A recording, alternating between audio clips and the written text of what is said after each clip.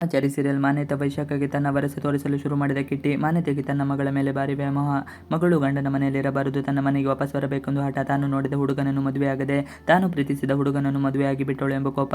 ಚಾರು ಸಾಕಷ್ಟು ಸಲ ಹೇಳಿದ್ದಾಳೆ ತನ್ನ ಗಂಡನನ್ನು ಬಿಟ್ಟು ಎಲ್ಲಿಯೂ ಬರುವುದಿಲ್ಲ ಎಂದು. ಆದರೂ ಮಾನ್ಯತೆಗೆ ತನ್ನ ಕೆಟ್ಟ ಬುದ್ಧಿಯನ್ನು ಬಿಡುತ್ತಿಲ್ಲ. ಈಗ ರಾಮಚರಿತ್ರ ದೃಷ್ಟಿ ಕಿಟ್ಟಿ ಸಿಕ್ಕಿದ್ದಾನೆ. ಅವನನ್ನು ಬಳಸಿಕೊಂಡು ಮಾನ್ಯತಾ ಮನೆ ಒಡೆಯುವ ಕೆಲಸ ಮಾಡುತ್ತಿದ್ದಾಳೆ. ಆದರೆ ಕಿಟ್ಟಿ ಕೂಡ ನಾರಾಯಣಾಚಾರ ಮಗನೇ ಆಗಿರುವ ಕಾರಣ ಮಾನ್ಯತೆ ಹಾಗೂ ವೈಶಾಖ ಎದುರು ತಿರುಗಿ ಬಿದ್ದಿದ್ದಾನೆ. ಗಂಡನಿಂದ ಮಾನ್ಯತೆಗೆ ಕ್ಲಾಸ್. ಮಾನ್ಯತೆ ಹಾಗೂ ಪೊಲೀಸ್ ಸೇರಿ ಹೇಗಾದರೂ ಮಾಡಿ ರಾಮಚರಿಯನ್ನು ಕೊಲ್ಲಬೇಕು ಎಂದು ಓಡಾಡುತ್ತಿದ್ದಾರೆ. ಆದರೆ ಚಾರು ಕಷ್ಟದಿಂದ ರಾಮಚರಿ ಬದುಕಿದ್ದಾನೆ. ಉಸಿರೊಂದು ಬರಬೇಕಿದೆ. ಆದರೆ ಈಗಲೂ ಮಾನ್ಯತೆ ತನ್ನ ಕಿತಾಪತಿ ಬುದ್ಧಿಯನ್ನು ಬಿಟ್ಟಿಲ್ಲ. ಫೋನ್ ಮಾಡಿ ರಾಮಚರಿಯನ್ನು ಹುಡುಕಿಸುವ ಪ್ರಯತ್ನ ಮಾಡುತ್ತಿದ್ದಾಳೆ. ಇದು ಮಾನ್ಯತೆ ಗಂಡನ ಕಿವಿಗೆ ಬಿದ್ದಿದೆ. ಗಂಡನಿಗೆ ಸ್ವಲ್ಪ ಹೆದರುವ ಮಾನ್ಯತಾ ಏನೋ ಒಂದು ನೆಪ ಹೇಳಿ ತಪ್ಪಿಸಿಕೊಂಡಿದ್ದಾಳೆ. ಆದರೆ ಜೈಗೇನಾದರೂ ಮಗಳ ಜೀವನದಲ್ಲಿ ಈ ರೀತಿ ಆಟವಾಡಿದ್ದಾಳೆ ಎಂದು ಗೊತ್ತಾದರೆ ಮಾನ್ಯತೆ ಕತೆ ಅವತ್ತೇ ಮುಗಿಯುತ್ತದೆ. ಗಂಡು ಕಲಿಸಲು ಹೊರಟ ಕಿಟ್ಟಿ ರಾಮಚರಿ ತಪ್ಪಿಸಿಕೊಂಡ ನೆಲೆಯಲ್ಲೂ 3 ಜನಕ್ಕೆ ಸಿಕ್ಕಾಪಟ್ಟೆ ಆತಂಕ ಶುರುವಾಗಿದೆ.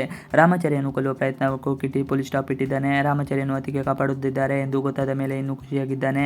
ಅಣ್ಣನಿಗೆ ಈ ಥರದ ಸ್ಥಿತಿ ತಂದ ಎಲ್ಲರಿಗೂ ಒಂದು ಪಾಠ ಕಲಿಸಿಕೊಂಡು ಕಿಟ್ಟಿ ಪಣ ತೊಟ್ಟಿದ್ದಾನೆ. ಹೀಗಾಗಿ ದುಷ್ಟರಿಗೆ ನಡುಕು ಹುಟ್ಟಿಸಿದ್ದಾನೆ. ಅದರಲ್ಲೂ ಮಾನ್ಯತೆ ಕ್ಷಣ ಕ್ಷಣಕ್ಕೂ ಹೆದರಿಕೊಂಡು ಬದುಕುತ್ತಿದ್ದಾಳೆ. ಅತ್ತೆಗೆ ಧೈರ್ಯ ತುಂಬಿದ ಚಾರು ಇತ್ತ ಮನೆಯಲ್ಲಿ ಸತ್ಯ ಗೊತ್ತಾಗಿದೆ.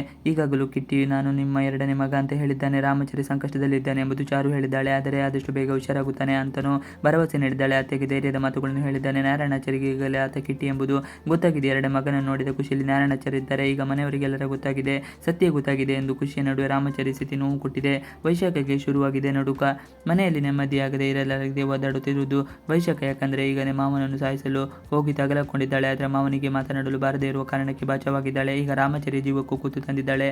ಇದೆಲ್ಲ ಸತ್ಯ ಗೊತ್ತಾಗಿ ಬಿಟ್ಟರೆ ನನ್ನನ್ನು ಜೀವ ಸಹಿತ ಉಳಿಸಲ್ಲ ಎಂದು ಆತಂಕ ಅವಳಿಗೆ ಕ್ಷಣ ಕ್ಷಣಕ್ಕೂ ಕಾಡುತ್ತಿದೆ. ಆದರೆ ಕಿಟ್ಟಿಗೆ ವೈಶಾಖ ನಡತೆ ಕುತೂಹಲಕಾರಿಯಾಗಿ ಉಳಿದಿದೆ. ಮಾನ್ಯತೆ ದ್ವೇಷಕಾರದಲ್ಲಿ ಅರ್ಥವಿದೆ. ಆದರೆ ವೈಶಾಖ ಹಿಂದಿನ ಉದ್ದೇಶ ಏನಿರುವುದು ಎಂದು ಯೋಚಿಸುತ್ತಿದ್ದಾನೆ. ಇದಕ್ಕೆ ವೈಶಾಖ ಕೂಡ ಉತ್ತರ ನೀಡಿಲ್ಲ. ಇವಿಷ್ಟು ಇವತ್ತಿನ video. Thanks for watching video.